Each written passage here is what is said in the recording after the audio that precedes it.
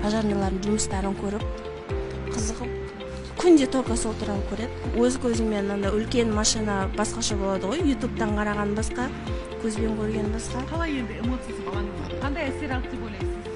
Ұнады деп ойлаймын, потому что ешқандай капризсіз, бәрін прям таң алып, бәрін зерттеп, қарап шықты, ұзақ уақыт ұмытпайды деп ойлаймын.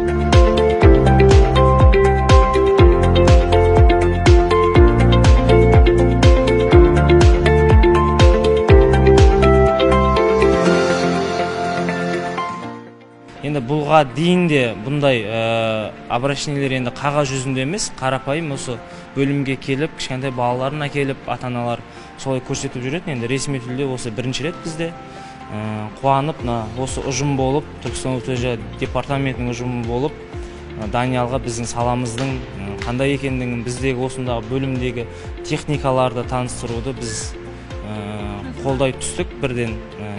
Біз үшін де бұл мақтаныш осындай інілеріміздің осында біз секілді маман болғысы келіп жатқандығына.